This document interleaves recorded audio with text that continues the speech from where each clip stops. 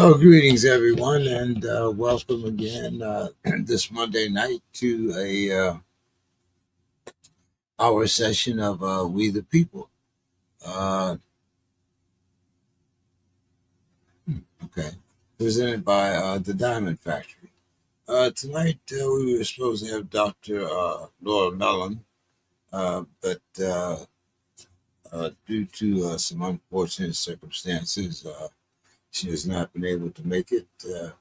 But also, I would like to take this time to make an announcement that we will be moving to Tuesday night. Um, and that's for the audience appeal, of course.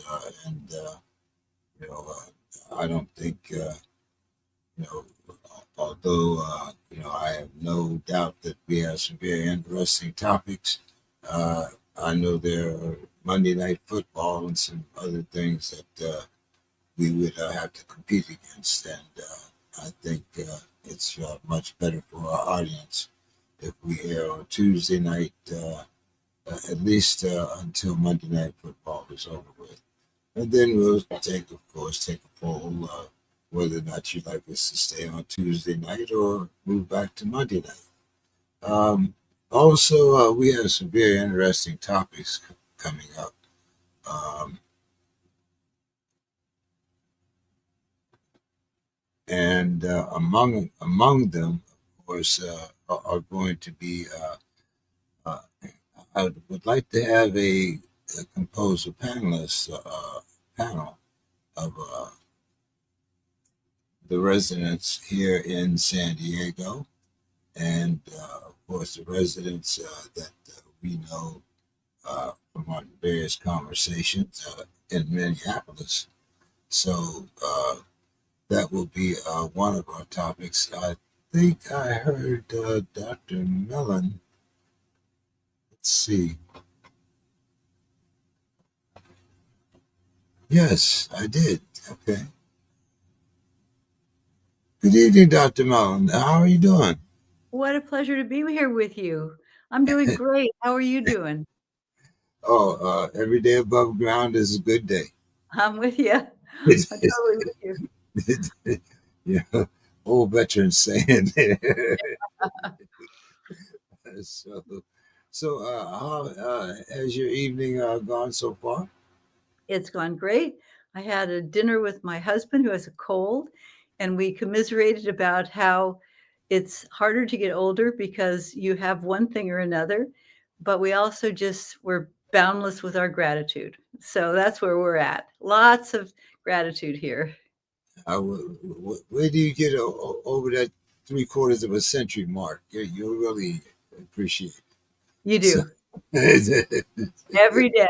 And also all the things you've been through that have knocked you around so that you wise up a little bit. yeah, well, you know what they say. It takes iron to sharpen iron. So, I'm with you. so why don't you tell our audience a little bit about yourself, your credentials, and whatnot before we Okay. start talking about Okay. EBT? Great. Well, I'm a person I think who was born to kind of find my own path, and I did find my own path by my own adversity. I had problems with depression. I had problems with, addictive eating. I had problems with relationships. I had a lot of problems. And I had a father I really loved tremendously who had diabetes. So I got really involved in how do you get to the root cause of mental difficulties, emotional stress problems and diagnoses and chronic diseases, and got lucky enough to get a position at University of California, San Francisco School of Medicine on some kind of a grant where they had to have me because of my background, but they didn't quite know what to do with me. So they gave me leeway. Oh, were you one of those DEI hires? No. No, I wasn't actually. I wish I had been. But I was kinda actually because I knew at one point that they would have gotten rid of me if they could. But they couldn't. And so also, I was really committed to trying to find the root cause of why we have so much suffering.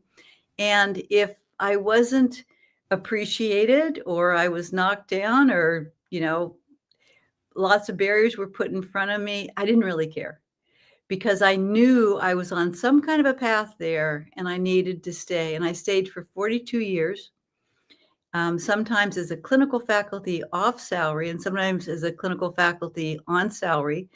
And what I did is I just used this beautiful place. You know, UCSF is gorgeous. I mean, there's brilliant people there who have discovered the mysteries of medicine and the mysteries of how you change the brain. And I soaked in all of their wisdom and I brought it down to the level that I could deal with, which it had to be very practical. I didn't want drugs. You have to take drugs at times. So what? That's fine.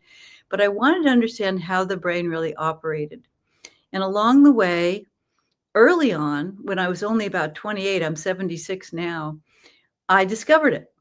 And it was from the science from it had been published in, let's see, 1940, that this little lady that was maybe 96 pounds sopping wet, her name was Hilda Brooks. She was a psychiatrist. She was at Baylor College of Medicine. And she found out what was really going on is lack of emotional connection, that we're making connectivity, which were making children and adolescents act in ways that weren't healthy. And so as a young faculty member, I just said, oh, well, no problem. I'll just create emotional connectivity tools. And because we were there at the university where you research everything, we did some research and found that it actually changed people in magnificent ways. But it was really one woman who changed my life. And that was a woman who came up to me and said, my daughter is using these tools. And all of a sudden, instead of being depressed and using various excesses and even stealing from me, she wants to go out and play and she's joyful. And she said, what did you do to her? And whatever you did to her, I want you to do to me. And so it was just these tools. And so I knew I'd be I couldn't live with myself if I didn't devote my career to trying to find out. And it took another 25 years before the science, the brain science, was done that explained why it worked. And it's been another, gosh, about 15 or 20 years to make the method into an app where anyone can learn it for trauma or for addiction or for whatever. Okay, and I'm going to go completely off script here, which usually happens because you mentioned a couple of things there that I would kind of like to delve into.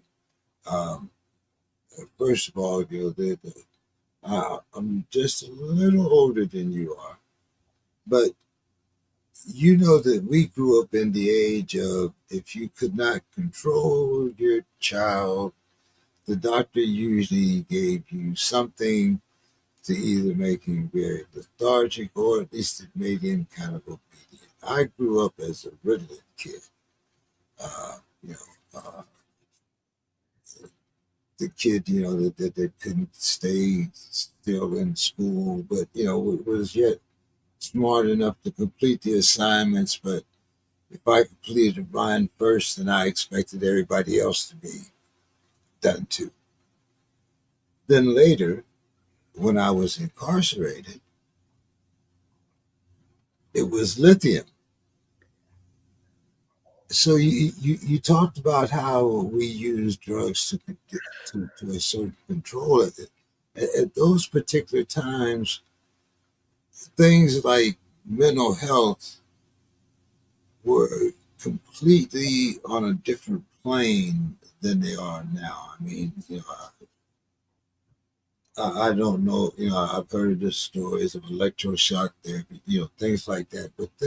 But mental health was a scorn, a scourge back then. Yeah. And mental health wasn't dealt with. And then when they started to deal with it, they either gave people drugs or cognitive behavioral therapy. And the drugs will saturate your emotional brain and body, but it doesn't go down to the root cause of the problem. It just helps with the symptoms. And cognitive behavioral therapy does not change the circuits in the brain and the unconscious mind and the emotional brain that are the problem. So you create situations where people are working hard to try to change their thoughts or their behaviors, and they can't do it because biochemically they're still being driven by these stress circuits to repeat the same patterns. And then if you give up and you give people medication, at times you need to, because you need to treat the symptoms, because the symptoms are that deleterious. But what we recommend is any physician, if you're going to give a medication, because the ruler of our entire biochemistry, what we do that can make us feel absolutely great for all our chemicals is to rewire the stress circuits that are stored in our brain from early trauma and later upsets, and turn them into circuits that create joy and healthy biochemistry. Anyone can do it. It's just a matter of using an app and being persistent with it. So we recommend, if you're a doctor and you're going to give a medication, go to the root cause of why they need the medication, which, other than genetics, is an overwhelm of stress, where people did not have the emotional resilience processing tools to clear the amount of stress they were encountering in states of overwhelmed trauma, or even sometimes for people with sensitive brains, either small things can encode these circuits. So go to the root cause by rewiring the circuits with the emotional techniques of EBT, and give the medications to quiet down some of the symptoms that add to our stress. Okay, now, since you gave me the perfect segue, tell us what EBT is. And you're not talking about food stamps. You're We're not not talking talking about it. But we get a lot of calls from food stamps, and Michael, who is our wonderful support person, he redirects them and tells them how to get the EBT food stamps. And so we're a friendly organization. And what emotional brain training is, very simple. We have two major areas of our brain. Emotional brain training, EBT. It's all the science is at ebt.org. EBT, like foodstamps.org. And what you do is, the brain is either the thinking brain is in charge, or you're above the line there in the brain. But if you get into stress, the brain puts the emotional brain in charge, because it's faster and deals with survival needs. And the difference is, the emotional brain is the unconscious mind. And so any stress that we had that was, early trauma, later upsets, relationship issues, addiction issues, depression, anxiety, PTSD, whatever it is, even though we don't know it's happening, it gets stored as circuits in our unconscious mind. And once it gets stored there, if we don't process our emotions that day, it gets stored in long-term memory, and it can virtually be there for a lifetime, unless we use our emotional techniques to erase it and actually transform it into a circuit that's going to help us be healthier. So the problem is the emotional brain. Our country right now is so behind, because the science shows us that you can think your way around the block, but it doesn't help, because you're going to ruminate. You're going to get, you're going to make a list of all the things you should do. You're going to remember how bad you are. You're going to beat yourself up. You're going to feel unworthy, or justify things that are unjustifiable, because the thinking brain, when it's cut loose from the emotional brain, will hurt us. Our culture works on thinking and doing, telling people what they should do and what they should think. And then if that doesn't work, they give them medications. Okay, so the real powerhouse of our health and happiness, and our power to be loving, wonderful, productive humans that heal themselves, is in the circuits of the emotional brain. Everyone's known that's in neuroscience for a long time. The problem is, you can't change those circuits unless you have emotional techniques. Pretty simple techniques that take a couple minutes to use, but unless you can actually unwind those toxic emotions, peel them away, which is what EBT does. It unwinds them, so that instead of them being stuck or toxic, it actually makes them flow into positive emotions. Unless you can do that, you're stuck with those circuits, and you're going to be dodging them or justifying them or suffering from them on an ongoing basis. But now, doctor, you're telling me to unlock my emotional brain, and I mean, I'm a man. I don't deal with emotions. That's a feminine thing. How do we get past that? So what's happening is, you're thinking of emotions as being psychological, right? Ah, They're not psychological. They're okay. biological. The only reason we have emotions is not because we're like a chump that is always like over emotional. It's because fundamentally the purpose of emotions is to tell us what we need. And what emotions do is they not only tell us exactly what's going on inside, whether we're in fight or flight and have to run away, or whether we're in a love affair where we need to be really tender and sweet and loving, they tell us what to do. But the problem is that when these circuits are encoded, they own us. Like a circuit that tells us we've got to drink, a circuit that tells us we get our survival from getting depressed or getting hostile or whatever.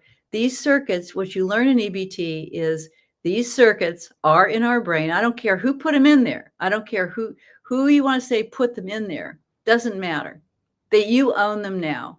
And only you can rewire them, and all you have to do is use your emotions as essentially a vehicle to crush and destroy and annihilate the circuits that are making you not the person you really are, not the loving warm person you are, but someone who is doing things that afterwards you say, why did I do that? And I love this person, but I said this to them or that to them. All of that, stop the shame.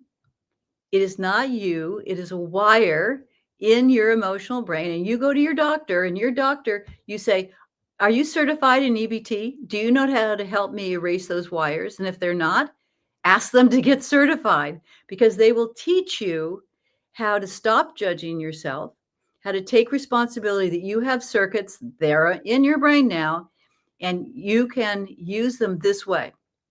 You're going to love this. You know how you use them?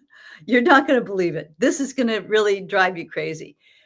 The way you use them is whenever you feel bad, you take it seriously, very seriously.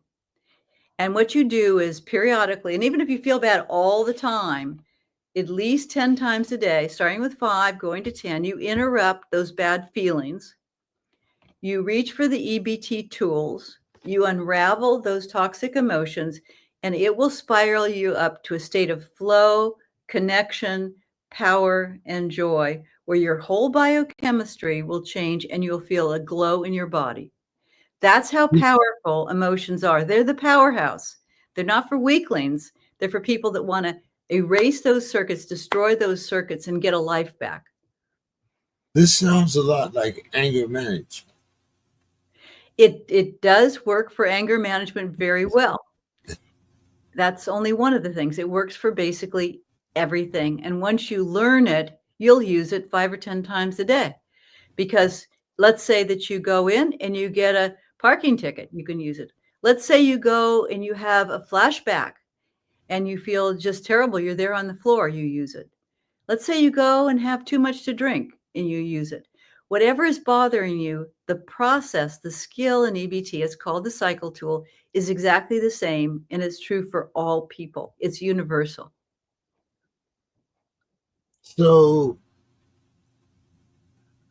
if it's universal, why aren't more people using it? Or if they have this much access to it, why aren't we using it in practicality rather than having to be exposed to it by a doctor such as yourself? Why? I mean, these seem to be the tools that you could use in junior high school. Exactly. Right. Well, it's an absolute disruptor to the entire system. Within the medical complex, there is no aspect of medicine that will benefit from EBT. In fact, someone said to me, they said, if you ever put EBT up for sale, a pharmaceutical company would buy it and then have to kind of study it for about 10 or 20 years, just take it off the market. Because what these tools do is they put you in a biological state where you're creating something better than any medicine can be. And that would be your natural chemicals that are healing. There's no medication that will do this. We have to take medications if you have severe problems because the brain needs a correction. But in truth, overall, your brain will be the best medicator you've ever seen when you get these tools. And all the emphasis they have now on diagnoses and tests and everything you do, you get one more test. Some tests are necessary, but actually, either in mental health or in medicine, other than a few conditions, whether it's cancer or whether it's heart disease where you need some additional, drugs, or, some areas that we've really been successful in. But in general, what causes or amplifies or prolongs all our misery is stress circuits. And the missing link in healthcare is, number one, people are duped into thinking that the medical care system is working for them.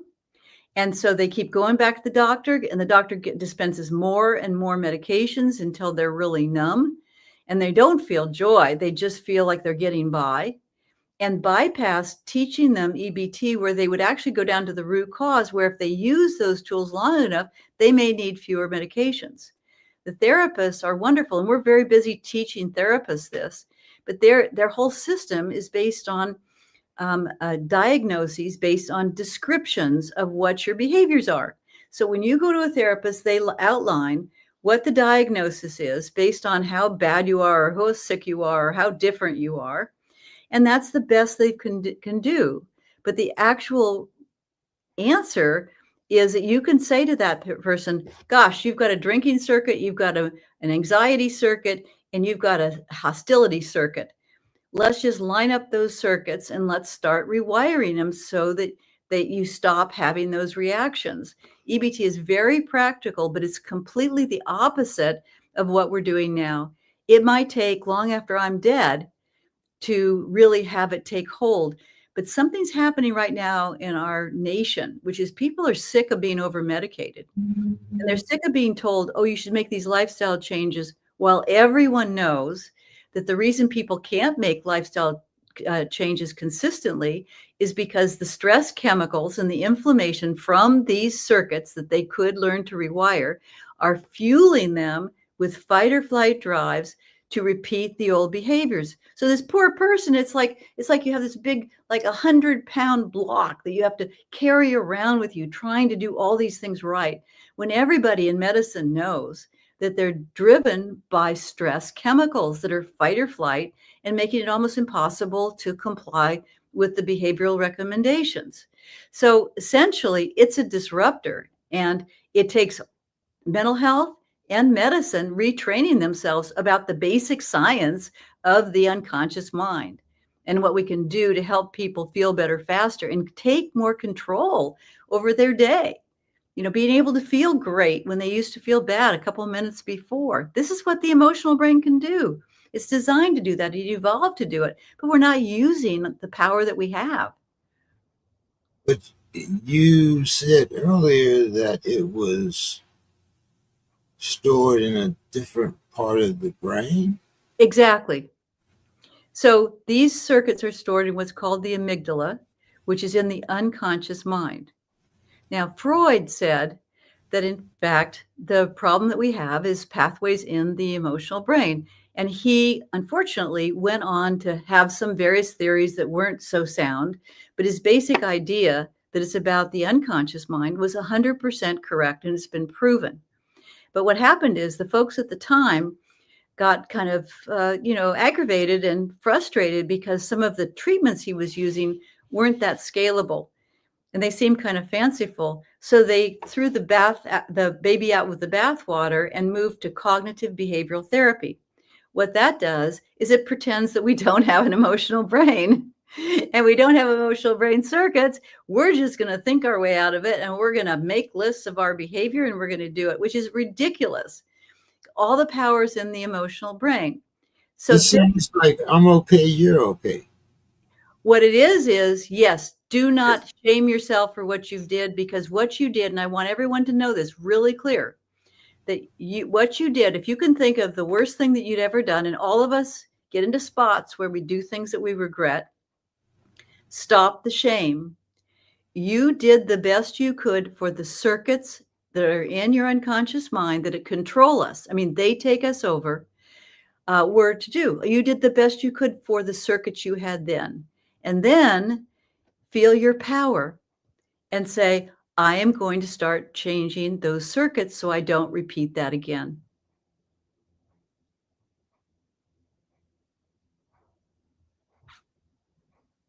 I'm well, as you can see, I've kind of worked through bits and pieces of this, but I've never heard of a program that puts them all together.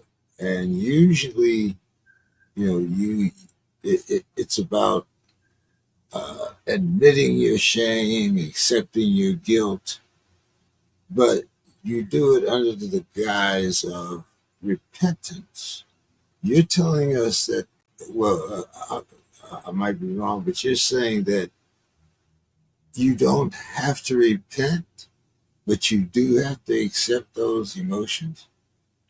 You absolutely, based on neuroscience, and this brain is also the spiritual brain, this emotional brain, but there is absolutely clear that we do what the circuits in our brain taught us to do in our unconscious mind. No, if no one told us that or told us how to process our emotions so we could unravel and erase those circuits, we're going to be stuck with them for a lifetime. There is no reason for shame, but there is also no reason for blaming your parents and blaming society and blaming everyone who wasn't a perfect partner to you. That's what babies do. We have to be emotional adults here. What we do is say, well, I got these circuits in my brain. I can do one of two things: whine, moan, and take way too many medications. Some are necessary, but not all of them. Or I'm going to get into an EBT group and I'm going to use this app and I'm going to learn how to rewire these circuits until I've essentially cleared the circuits that made me do what I did before. So I have the security that I will never do it again.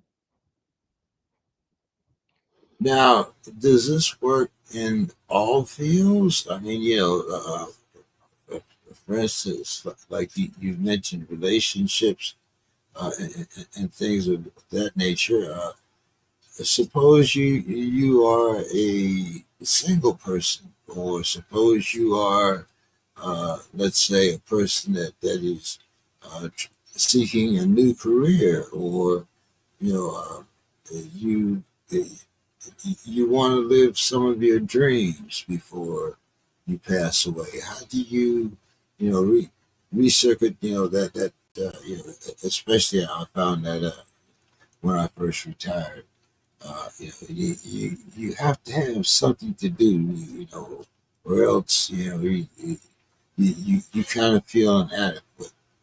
Whether it's a new relationship that you seek, or for me, it was a new occupation, podcasting. But how do how do normal people uh, recycle? Well, no, you said rewire. Yeah. And I guess when you get our age, I would say recycle maybe. No, not recycle. It's the same thing whether you're 6 or 106. And it's Okay. essentially there are a set of tools in EBT, but the powerhouse is one tool called the cycle tool, and it works for everything. Because again, these aren't issues or problems. It's a matter of moving to the new brain-based paradigm. Let's say that you wanted to have a new relationship. That would cause you stress. You would say, I'm in stress.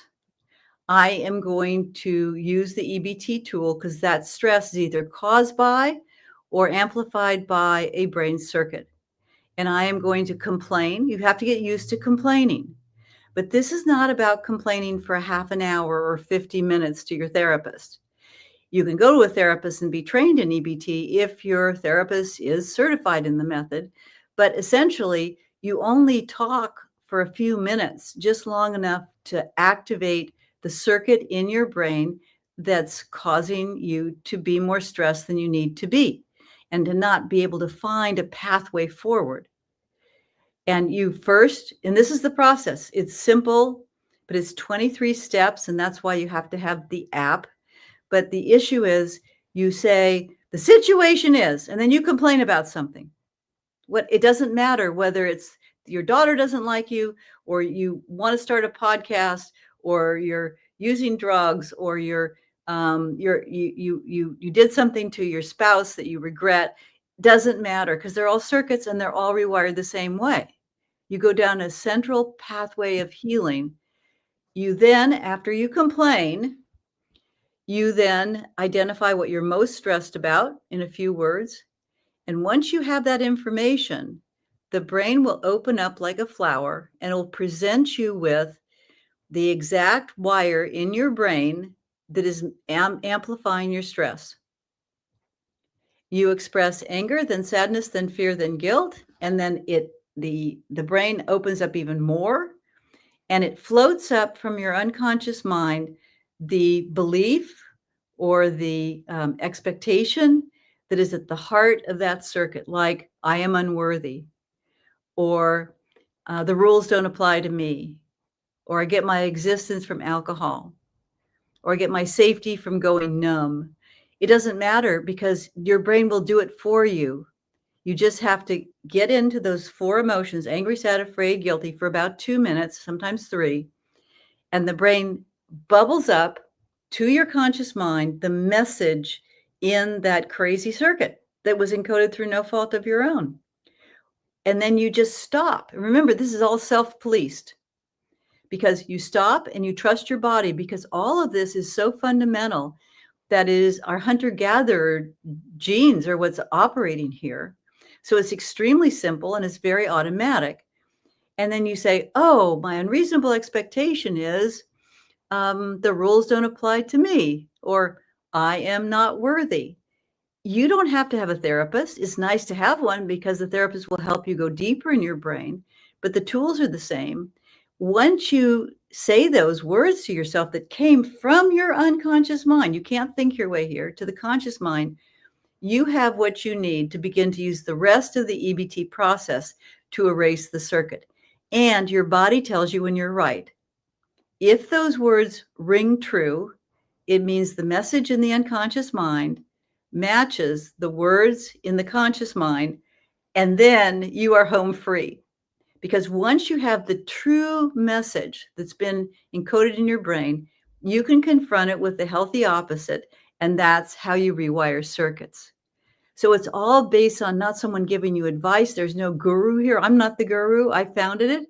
I created it, in part with my major colleague, who is Igor Mitrovich, who's a neurophysiologist and a wonderfully brilliant human being and uses EBT in his own life. But the issue is, your body will tell you if you use this process. Whatever feels good means you're on that resiliency pathway. If it doesn't feel good, it means you've gone off the pathway. So you get feedback all the time. You mentioned Mr. Engorovich. Did you say? I might. Mitrovich, yes, Igor Mitrovich. And you mentioned something there that I wanted to ask you about. You said he uses it in his own life. Practicality.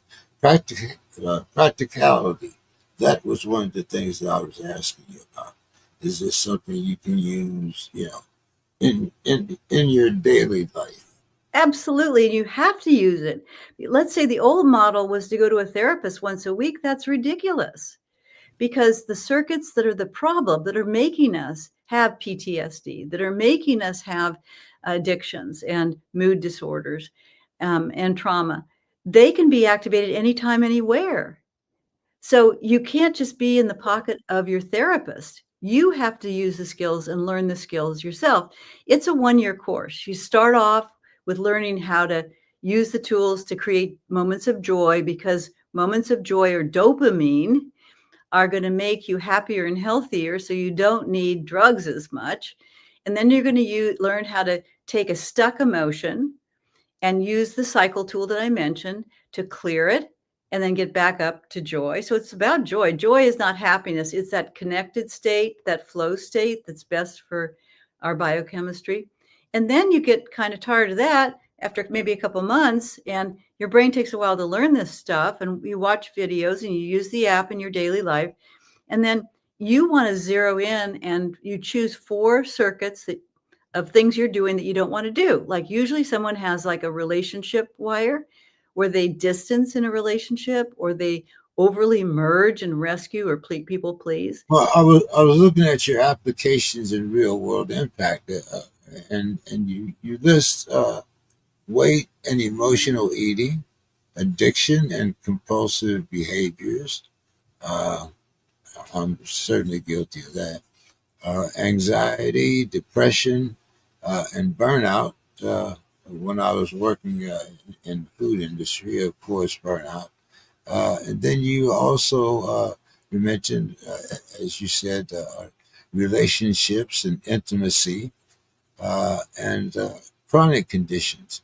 Uh, before I really want to deal with the chronic conditions a little in depth, but can you kind of go over some of those other practical applications and real world impacts?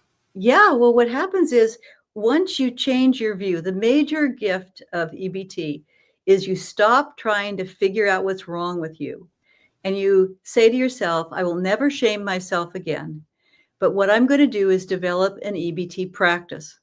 So I wake up in the morning and I say to myself, what am I doing with my day? And, there's a million things we're doing with our day, but really what we're doing is changing our brain so we can be in a brain state so we can be a good person and be happy and healthy, right? And so when we notice that we're in that state of happiness and well-being and, doing the right thing and feeling in balance, we call that, for lack of a better term, joy, because the neuroscientists call joy the state where your physiology and all the functioning is at its best. Whenever you're not in joy, you reach for EBT and you complain, express your emotions. Sometimes you'll find a circuit and change it, and sometimes you're just overloaded. And just expressing those emotions will actually clear the stress, and you'll get back up to positive emotions. And then you move forward and decide what you're going to do to live a better life, to take some kind of action that's of higher purpose. So the same process over and over again.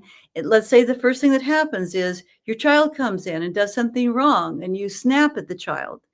And then you say, wow, I don't feel good about that. You just take out your app and you spiral up about it. And the next thing that happens is you're drinking 3 cups of coffee or 4 cups of coffee, or maybe you're having a drink in the morning or whatever. Anything that bothers you throughout your day, you don't blame yourself. You don't shame yourself. You know it's a circuit and you switch off the circuit. And that's how you live your life. And over time, your brain stops being wired for stress and it starts being wired for that state of connection. And so all aspects of your health improve. So now let's kind of go through the addiction and compulsive behaviors, Sure. because it seems like everybody seems to have a different answer to try to get you to the same path. Exactly. When I was in foster care, it was the church, the scriptures, so forth. Along with the dose of whatever medication I was given at that particular time. Uh, when I was incarcerated, it was all about either 7 steps or 12 steps, depending upon your addiction. So this seems to be a much more easier, I don't know if that's the word, but easier way for your brain to accept rather than someone telling you uh, what a miserable human being that you are and you need to change. Absolutely. Because when you come in, remember, it's your brain and it's your life. And all EBT does, all those methods have some value to them. But what we've done with EBT is we've gone right to the source, which is how the brain works, and crafted a method based on the rules that it requires. And so what it means is that you can take responsibility for the pace you go at, how often you check in and use the tools to clear those circuits and get to joy, you really are the boss of this, and you do it with other people. You can do it alone on the app. I mean, at 2 o'clock in the morning, I'll wake up and I'll be upset about something, and I use the app. But also, we do it like 12 steps in support groups and with therapists, and all you teach the other members of your family how to do it so that you can help each other. So it's universal and it's not pathologic. It's not sick. It's everybody has some of these circuits. Some people have more than others.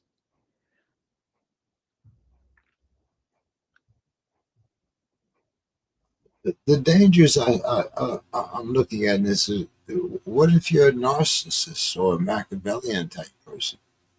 You know what? That's really old-fashioned. Okay. That's the old-fashioned way, and I'm not complaining about it because, in fact, that was the best we could do because we were just trying to think our way out of it and label it in any way we could. I mean, it's been very frustrating about the whole problem until we understood what was going on in the emotional brain. And so we came up with all these names for different problems, and some of it is helpful to have those names because it sort of shapes what medication we're gonna be on. But medication is not a solution because the root cause is in the circuits in our brain. And so what we do with EBT is that we say that everyone that comes in may have different diagnoses or no diagnoses. But truly, when you look at the big picture, everyone has the same diagnoses, which are stress circuits that actually pile up and create a set point in stress. And the more your set point is in stress, because most of your circuits are stressed, the more you're locked in. But the solution is still the same.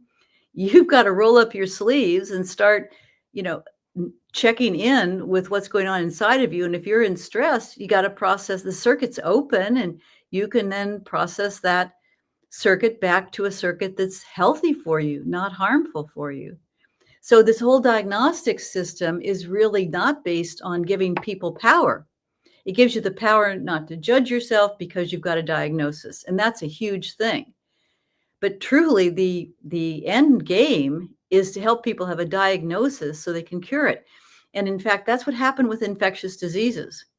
When we knew that, people around the globe were dying, like a whole population, 25% of people would be dead from a plague. And it wasn't until they discovered that there was germs that causing the infectious diseases that they came up with antibiotics and sterilization techniques so that they would kill the germ. And when you killed the germ, the infectious diseases would diminish or go away. So they had a biological problem and they solved it, germs. Then what came is a whole period where people live longer and they got chronic diseases, and there was no germ most of the time that they could go to. So they just managed it and got all these medical treatments. It's good to have them. I mean, there's nothing wrong with them, but it's not as impactful as having a biological problem that you solve. Now, all our diseases are stress diseases caused by stress circuits in the unconscious mind. Now we have a target. So the new germ is the stress circuit. We have something that's real, that's physiologic, that's biochemical, that's electrical, that we can erase. And as we turn medicine and mental health toward erasing those circuits, we can wipe out these stress-induced problems at a faster rate than any other way because we're going to the root cause. Now, you also mentioned chronic conditions like cancer and diabetes. Uh, what part would emotional, or how would this work for uh, you know someone that is affected by these? I mean, there are instances where people have cancer more than once, sometimes in different parts of their body. I've seen some of the effects of uh, diabetes myself. You know, thank God, I'm not affected by it, but is there, I mean, how does this emotional joy work when you're The, talking about you, these? using emotions, not for psychological purposes, but to manipulate and destroy circuits that are making us sick is what we're doing here. We're not using them for psychological. We're using them because they're the pathway to erasing the circuits, because they're emotional circuits and they require emotions. Okay. So what happens every time we go into stress overload is the stress gets stuck on, and there's always damage. There's adaptation, there's wear and tear that happens that makes us more vulnerable to diseases. And then when we get diseases, the diseases are stressful for us too. So everybody starts with a certain amount of what's called stress load or allostatic load, stress load. And that's just going to make us vulnerable. It absolutely is, because it makes a set point or a habit in the brain of stress instead of a higher state that's more health promoting. Once we have that allostatic load with those different health problems, the way EBT helps is that, first of all, people will generally tell you if you have a health problem, you better change your behavior. You better sleep, you better eat healthy, you better exercise, you better avoid substances, and you better have really good, loving relationships. None of which you can do very well when you're in chronic stress. And also, EBT takes away the chronic stress because you go in and you check inside of yourself and you clear your stress throughout the day. It takes just a minute or two. And also, the leftover circuits from overreactions, and I'm going to tell you about that right now because it's really important. So there's chronic stress, and then there's all these triggered responses. EBT works for both. There's a different tool. There's a stop a trigger tool for those triggered responses. But for those of your listeners who are troubled by being reactive, getting into rages, getting into being in a funk for a long time, anytime you're stuck in a state, it's called a triggering circuit or a reactive circuit. And this is what happens.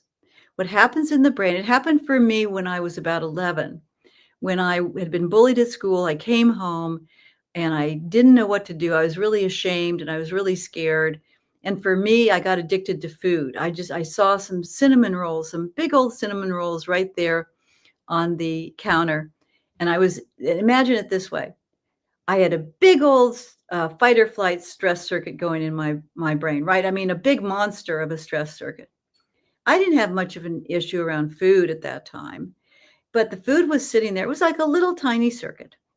But when I was in that stress overload and I reached for the cinnamon rolls, which are addictive, the sugar thing, the brain formed a new survival circuit. It combined my fight or flight drive and my sugar drive. And I have a new circuit. And what that circuit does is it lands in my brain. And now I have a fight or flight drive to repeat the sugar. I had a sugar addiction for 20 years. These are called survival circuits. In EBT, most people identify 4 of these circuits that they have, whether it's a mood or a relationship pattern or hostility or whatever. And one by one, it's just a project. One by one, they actually use this tool and it separates out the fight or flight drive from the behavior or the mood. And all of a sudden, you're not triggered anymore.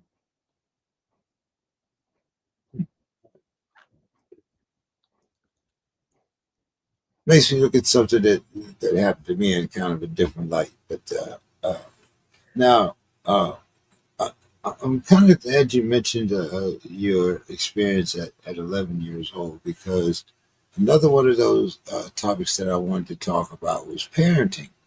Uh, now, uh, this is assuming, of course, that the parent has the EBT tools, because maybe otherwise they would not know. And they might turn to a therapist or some type of medication. But how do you recognize these symptoms in your child, and at what age do they normally appear? You mentioned the age of 11. I think, I could mention my uh, experience at the age of 12. So is this like, does this start preteen? Does this start pre-adolescent? Does it start, I mean, elementary? I mean, when should we start to notice or look for these things in our children? Well, if anyone's thinking about getting pregnant, definitely get the EBT tools. And I wasn't a perfect parent, and no one is a perfect parent. And first, to appreciate that parenting is the hardest thing we do, and you don't have to do it perfectly. But the greatest gift you can give your child is to learn these tools so you're at that state of connection more of the time, because you will pass along your circuits to them. Research has shown that it's intergenerational passing along of our circuits. We actually transmit or infect our children with our circuits, and then they infect them, their children with them, one way or the other. So the idea is to appreciate that the limbic brain, where this is stored, the emotional brain where this is stored, is present in the last trimester of pregnancy. And then the first 5 years of life have a huge impact on children. So they're super sensitive to stress, and they look fine, they'll smile or whatever, but they're not fine. What they need is for the parent to be in a connected state and being able to connect with the child. And when they're feeling bad, help them process their emotions back to feeling good. Essentially infect them with your state of resilience and joy. And we don't do that. I certainly didn't. I was a single parent of 3 children. It was about discipline, wasn't it? No, well, discipline is part of it. It's these tools actually do this. They start off with nurturing. So you start off by first connecting with yourself, saying, I feel bad. My kid's in the other room throwing a tantrum. I don't know what to do. I don't even like this kid right now. And I certainly don't like myself, and I don't know what to do. So I'm in stress. You connect with yourself. You first clear the stress chemicals by expressing your anger, sadness, fear, and guilt, and then positive emotions will come about, and there might be a circuit you rewire. You get back to that connected space. It only takes 2 to 3 minutes. In that space, you then can set limits with yourself about what you're going to do and not do. You may still be too toxic to go into the other room, or you may essentially believe that you should go in the other room and talk with them. But at brain state of connection, you're going to have all the wisdom that you could ever have. You're going to be really smart. And if you're in a stress state, all the memories and drives from being not so good are going to be owning you. So you make it a rule that you don't interact with the kid until you get to that state of connection. And then trust yourself, trust your gut instinct. You will probably do the right thing for who that child is at the time. When your child is disconnected in any way, where they're not, able to express their emotions, they're not able to empathize and be compassionate with others, when they have stress symptoms, first of all, you don't want to overblow it, because kids do have stress and they get upset and all that. But when it gets to be a challenge where it's getting in the way of their functioning, you're going to really be sure that they have the support they need to learn EBT for themselves and for you as a family to learn it. These things can come on a lot of times before the age of 5. And in EBT, there's a tool called the travel back tool, where when you're upset about something, you actually complain, express angry, sad, afraid, guilty in a couple minutes, and your brain opens up and it gives you a magic carpet. It actually activates the circuit from when you felt bad before, maybe at the age of 5 or 8. And it takes you on this little ride. It's really a wonderful experience back to that time. And you actually experience yourself being that little kid. And then you experience also the older, wiser you coming in and redoing it, giving that child the safety they needed, the love they needed, the wisdom they needed. And it actually takes the circuit from childhood that's still living inside of us, and it updates it and heals it so we can move on to a better way of functioning and more health and better happiness. But doctor, when I go to certain areas of San Diego, I see homeless families. I see children that are homeless at the age that you've just spoken about. If I go to certain areas, I see public housing where the children are commodities, you used as a paycheck. Uh, how do we, I mean, the circumstances that you talked about seem to be, like the Brady Bunch. But what about, like I said, these families, are these kids going to be scarred for life, or can they take this experience as something positive? It all is about the connection that they have, and first of all, the examples I'm giving you are light, but, I have taught this to people that are head of industry and people that are homeless, and it's the same method, and you'd be surprised that almost everyone has these circuits with some pretty significant horror stories of what they've been through. Some people are much more burdened than others, and that means they have a set point in stress overload. Their brain's locked down, so they need medications and EBT.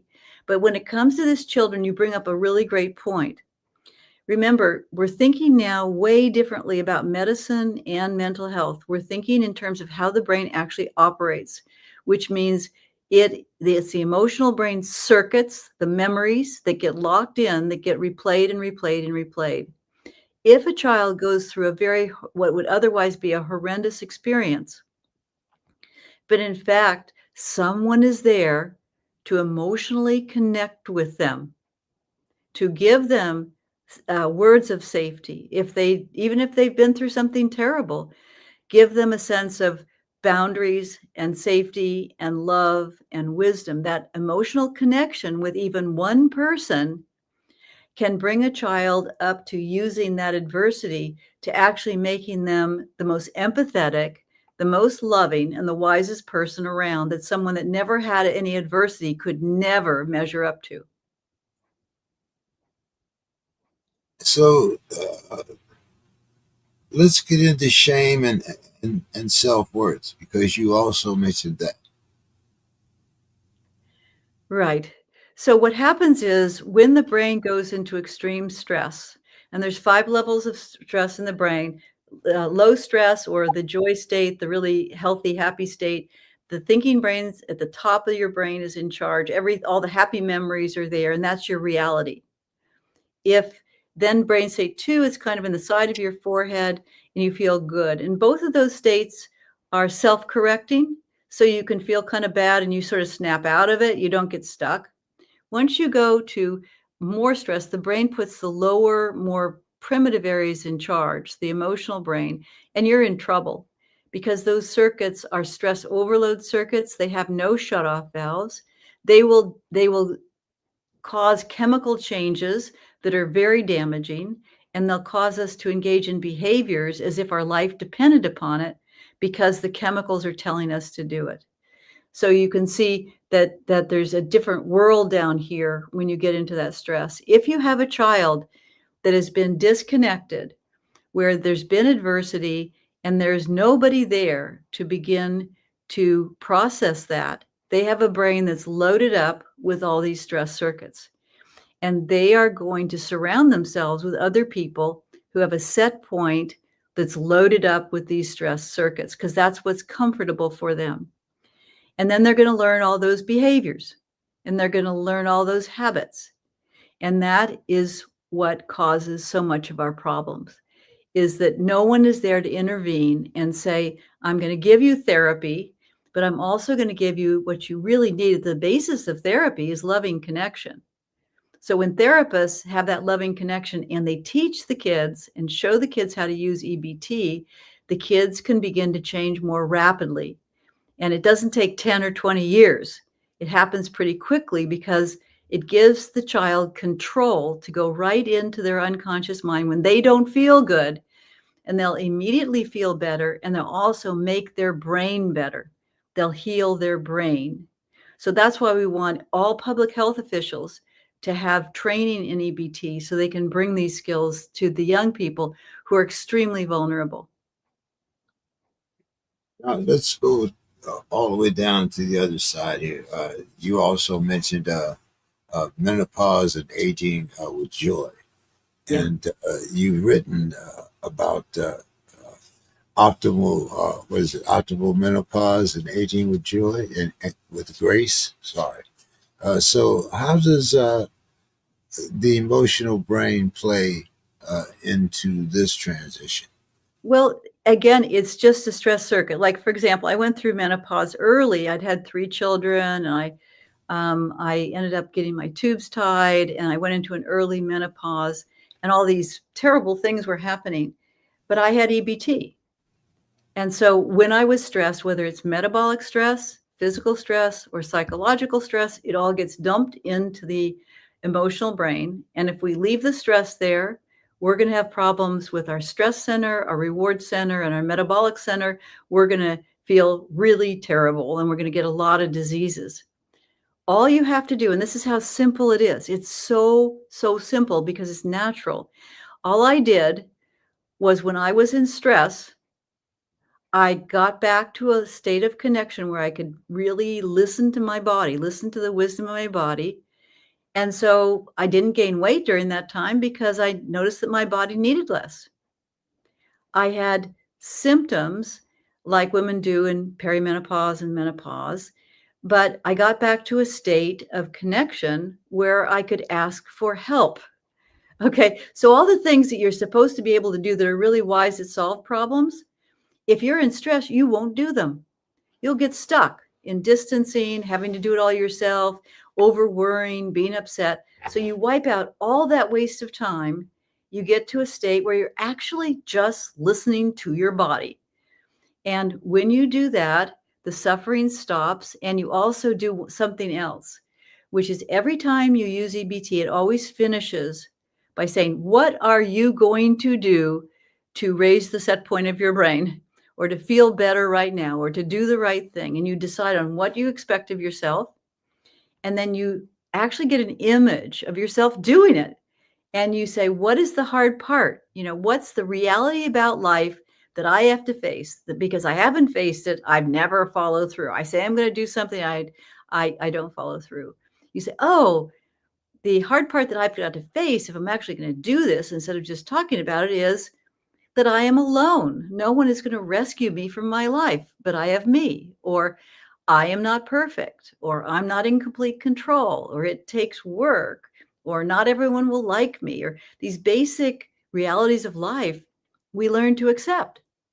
And when we accept that, what we call essential pain, then we say, okay, now why am I doing it? I could just stay in bed all day.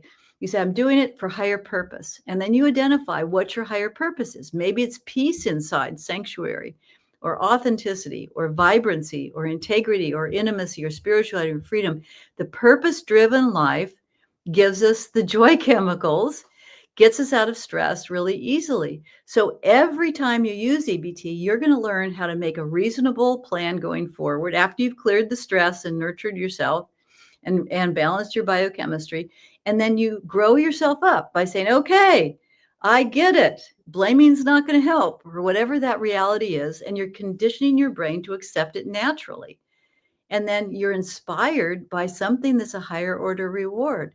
Nothing can satisfy us more than those higher order rewards. So you end up feeling in joy, tingling, and having essentially created a whole different mental state and way of being. Well, let's talk about your practice. Now you have concierge practice, a public app, and a daily support systems. How do you personalize and use EBT in your own life? In my own life, this is what Yes. happens with EBT is I know it sounds revolutionary and kind of weird, but it actually works. And what it works to do is make you feel better in the moment. And everyone learns that pretty quickly. Within the first month, they're going to know how to feel great in the moment. But every time you feel great, your brain gets better and the circuits from the past stop being blocks to your love and to your joy and to your purpose and to your work. So my brain is wired for joy. And that means that I'm still going through things, and I always will, because life is always changing. And when the world changes or when your circumstances change, what happens is you have to process your emotions and you have to update whatever unconscious expectations there are in your brain and change it. So the way I do it is I live by this. I say, wake up in the morning and say, what am I doing with my life? And, what am I doing with my day? And I am going to stay in that state of connection as much as I can. I'm creating joy. And then if something happens, like my husband got sick today, and I have one child that's having a very, very hard time. And, when that comes to my mind, most of the time I do what you have to do for the rest of your life, which is I first complain. Remember, if your mother told you not to complain, she was wrong. The brain needs you to state that you feel bad and what is bothering you. About 5 sentences. So I might say, the situation is Walt is sick. He has to go into the hospital. He's going to have another surgery. He's going to be on bed rest. And I just state what bothers me, not just the facts, no feelings. And then I express anger. I feel angry that he's like this. I can't stand it that he has to go in the hospital. I hate it that we're going to be in pain again. I hate it. I hate it. I hate it. I hate it. I hate it. You notice here, I'm almost in a rage. Notice that?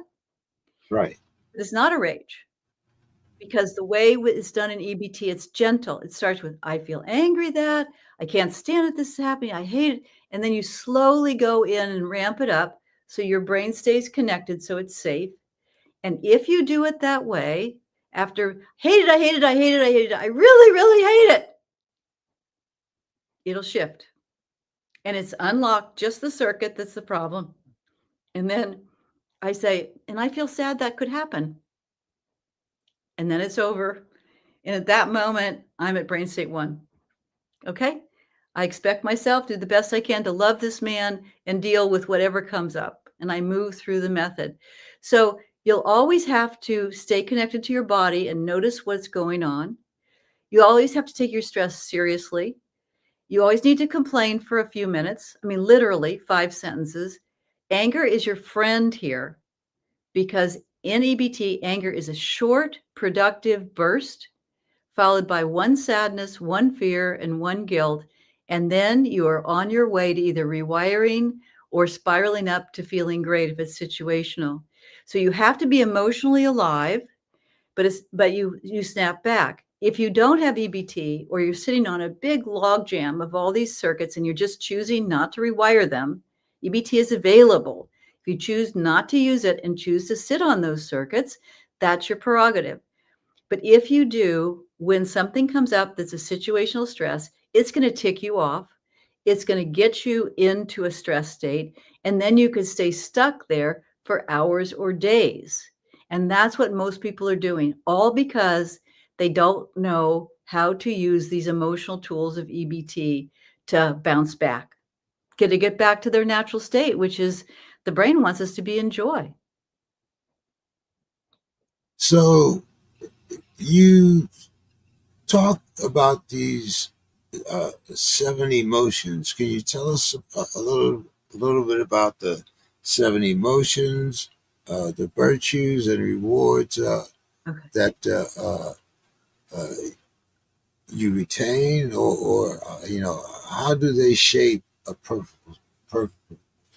purposeful life?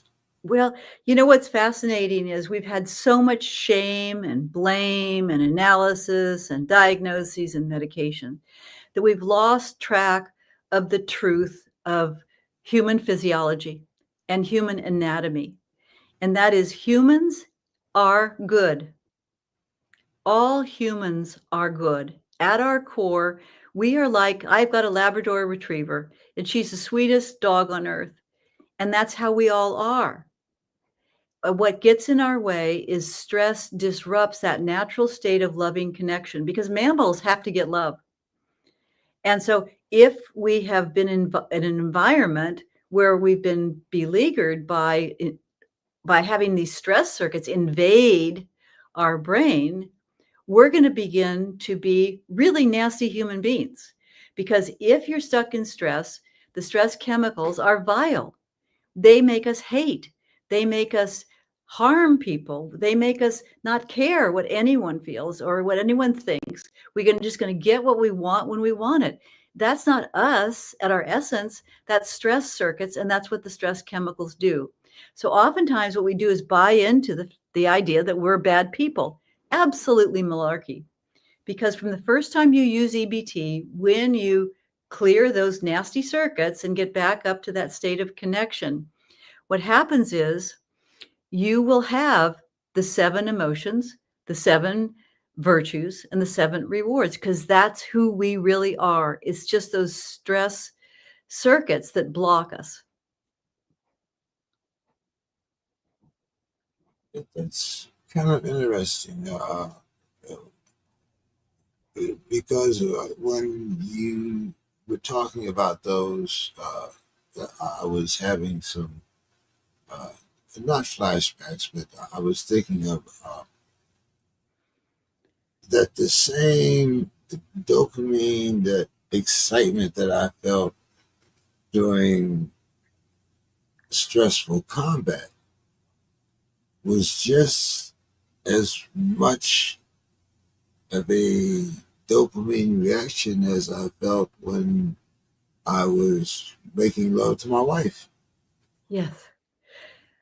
Yeah, actually, it may well be the I same. mean, It maybe that's too far of No, no, I don't know the circumstances of either for you, but I would say that there's 2 kinds of dopamine, and one well, is I spent a couple tours in Vietnam, which is yes. what I would say. So if you were in Vietnam and you were in combat and you were connected to yourself doing what you believed you should do as a human being, you were in joy.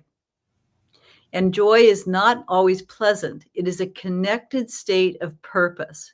And in that state, what you get is you get dopamine that may be stronger in battle than it would be in other circumstances, but you'll get a more connected dopamine high. And when you're making love, that's the dopamine high that is sustainable and healthy and actually stops the stress chemicals from giving us chronic diseases. If we can't get it the natural way, from higher purpose, from loving connection, from things our hunter-gatherer ancestors did, and so we're dopamine insufficient, the brain doesn't know what to do. It gets in stress. And one of the things in our environment, we can reach for drugs or some kind of external artificial source of dopamine. When you go for that artificial source, it's trouble because it goes way high and then it goes way low. And then you're back down to not having dopamine, in fact, worse dopamine. So you got to go back to the drug again. So there's a difference between the artificial dopamine from the dopamine that's health promoting and still can be very strong, from higher purpose and loving connection. Now, that said, the first 6 months of a relationship are usually so intoxicating because our hunter-gatherer genes wants us to procreate. That's what it wants to do. So it's going to give us a supercharge the first part of that relationship as a way of giving us more of a chance that we will continue to procreate and have more babies. And then after about 6 months or so, maybe a year and a half, that calms down. So it's a health promoting, great dopamine surge and oxytocin surge. And then what comes up is all of our hurts from childhood, from our past relationships that have been neglectful or abusive, and the new person that we used to be in love with. Now all those circuits get activated in relationship to that person. And that's why the purpose of relationships is to bring up some of the past after the in love phase stops. And so we can say, well, it's worth it to stay in this relationship and not have it just die and stop having sex and stop being fun and stop being emotionally connected.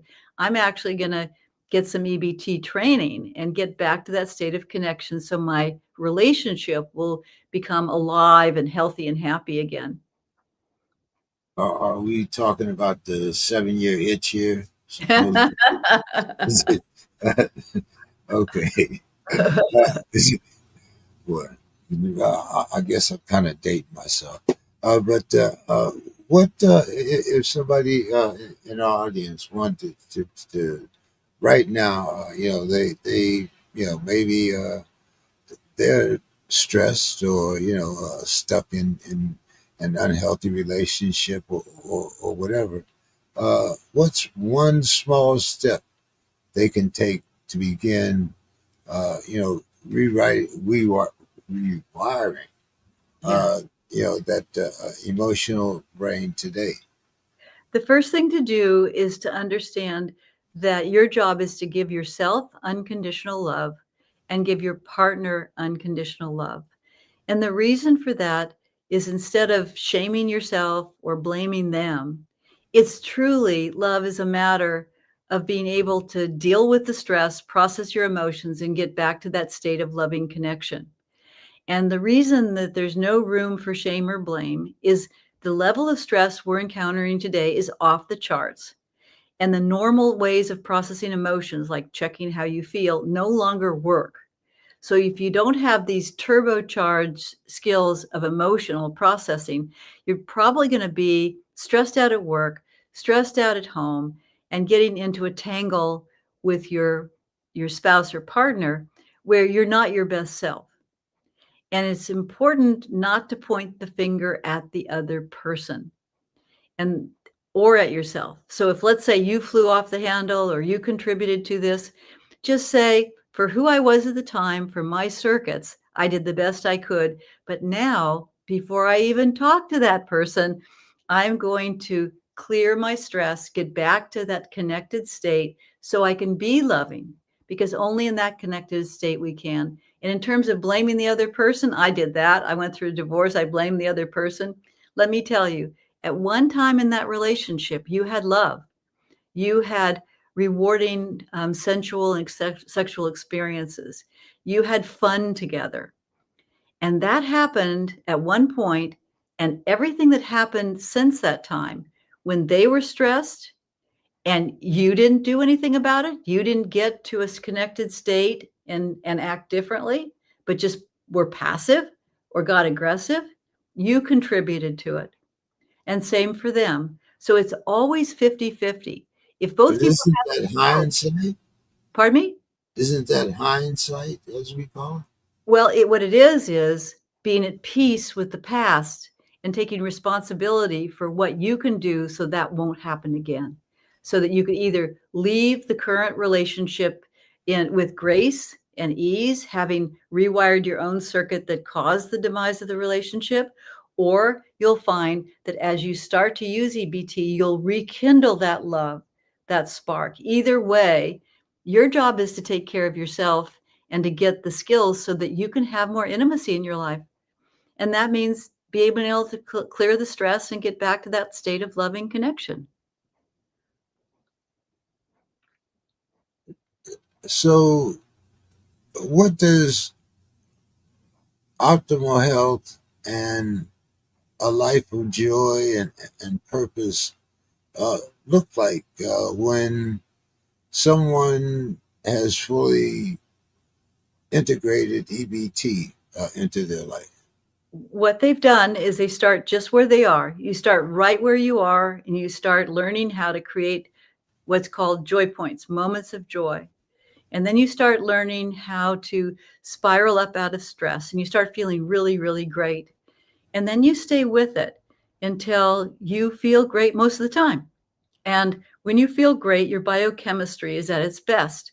But for someone, let's say someone's been through to wars and been through combat and has big clusters of trauma circuits, they're going to need to do two things. Number one, slowly bring up some of the memories and process them to clear away those circuits. And some of the circuits will never fully go away.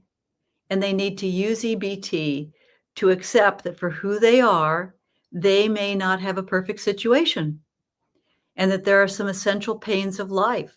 And when you accept it emotionally and move on to higher purpose, you stop the suffering. It means that no matter what comes your way, the higher your set point, the more you have confidence and you don't have fear anymore, because you know that essentially life is about having a process where whatever comes your way, you can turn stress into joy, whether it's stress from the past that you've got to process or stress that's confronting you right in the moment.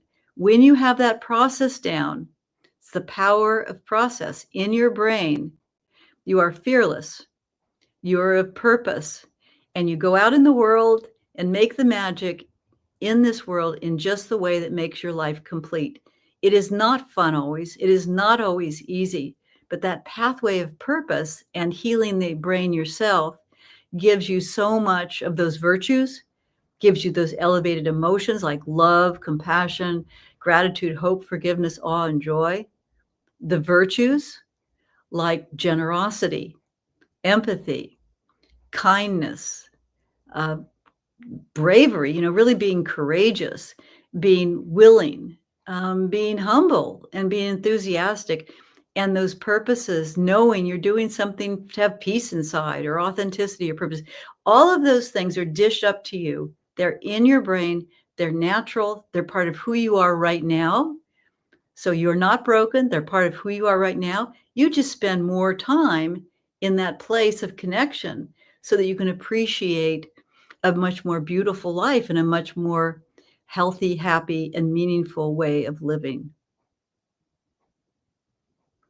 Doctor, where do you see EBT in the next decade? I mean, we've come from, the phone that you had, you need the suitcase for a battery to this in a decade. Yeah.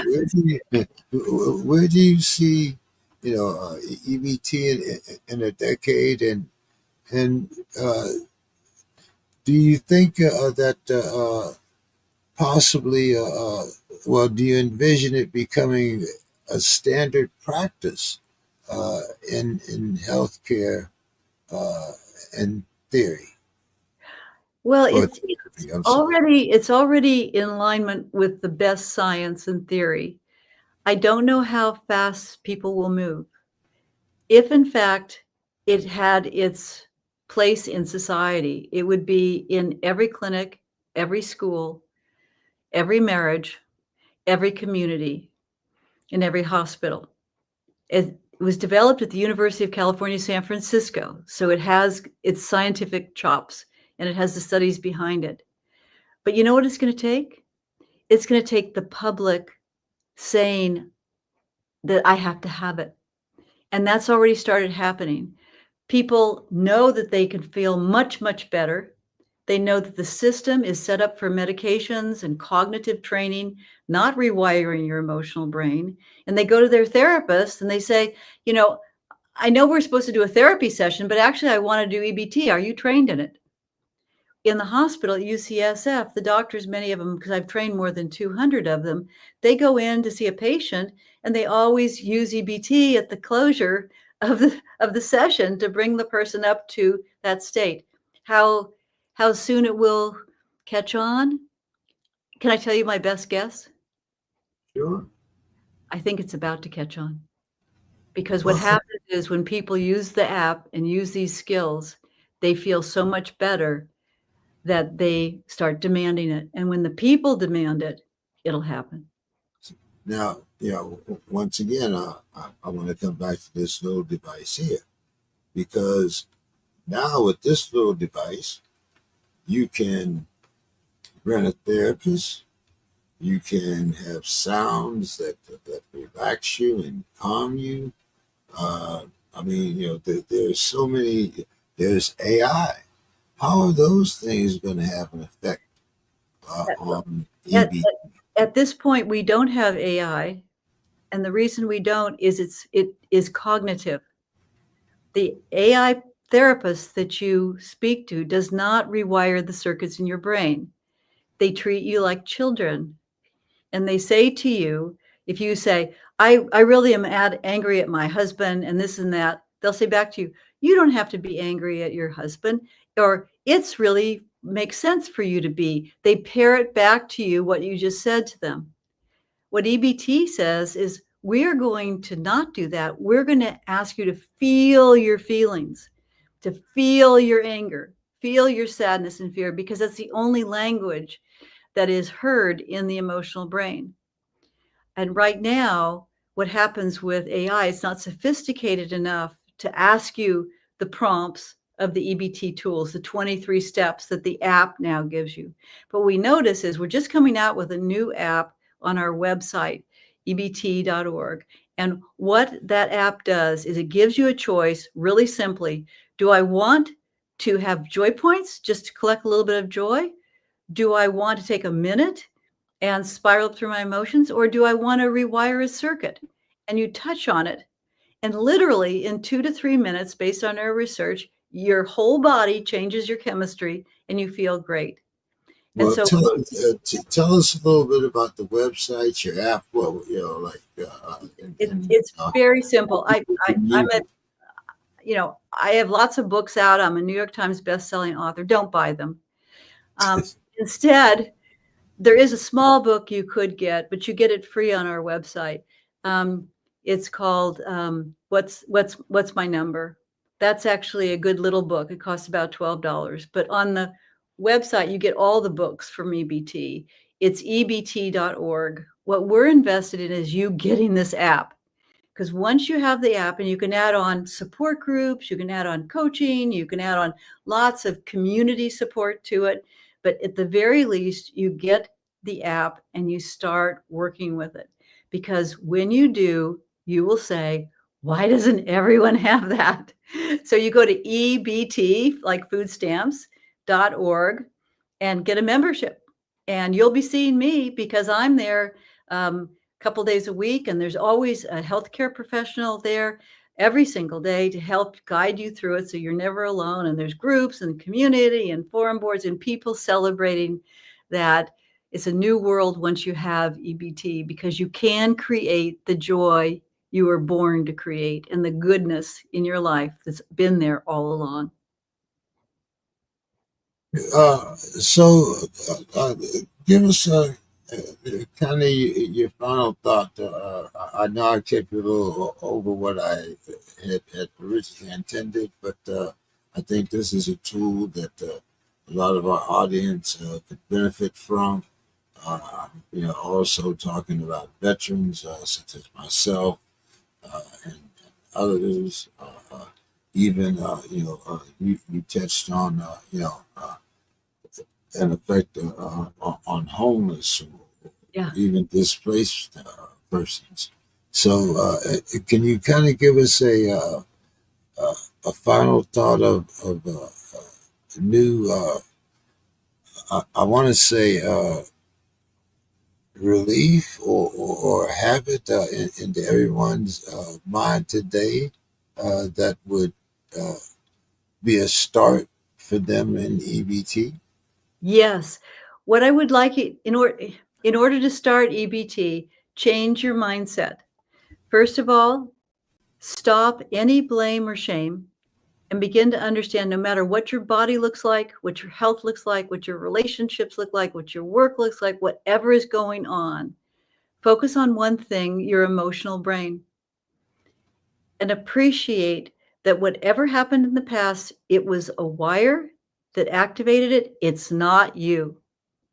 And going forward, when you don't feel good, you say to yourself, instead of saying, what's wrong with me? And why don't I do that? Or things are so bad, or life's terrible. You say, you know what? My body, my brain, my being is based on creating joy in my life. That's natural. That's my natural state. And the reason I feel so terrible right now is because of a wire. It's just a wire, and I can rewire it. And that gives us freedom and peace inside. Sounds very. It sounds almost utopian. uh, so I thank you for your time this evening. I would like perhaps to have you back, and we could talk about some other mental health issues that this could also be great for. As I said, I know a lot of veterans that I think this benefit, uh, and families. I'm especially interested in the family structure. I think this is something that we have gotten away from, especially when you look at our generation. I didn't care how tough you might be in the neighborhood. On Sunday, you went to grandma's house for dinner, or wherever you were supposed to be. And the family sat down and ate dinner as a unit. You might whatever you did afterwards was your business, but you had to be there for family. You had to you mentioned I know in our particular culture at one time we had storytellers. The Native Americans, I believe they have legend keepers. These are elders that promote the history of the tribe, and let you know where you come from, and that you are worthy. In other words, you are not alone. And as you said, when you look at the way mental health has been treated throughout our lifetime, this EBT seems like it's something that is something that just like we have grown our technology, we need to also invest in our minds rather than technology. But I do thank you so much, and I would like to extend you an invitation to come back. I would love, and I would love to come back. I love what you're doing, and the people you are serving, the people who are listeners here, have gone through tremendous stress, and that stress overload does not have to continue. And I will do my part to help your listeners get these skills. So let's talk after the show, and let's find some ways to do that. Thank you very much, and I do look forward to talking to you. So you have a great evening, and I do look forward to talking to you. Perhaps you could, well, we'll talk after the show. That's Great. fine. All right. Great. Uh, so thank you, everyone, for listening. We appreciate Dr. Mellin, Mellin's time, and I look forward to having you guys again. As I said, next Tuesday. We're not going to compete with Monday Night Football anymore. So you have no excuse now. So we'll see you next Tuesday. Have a good evening.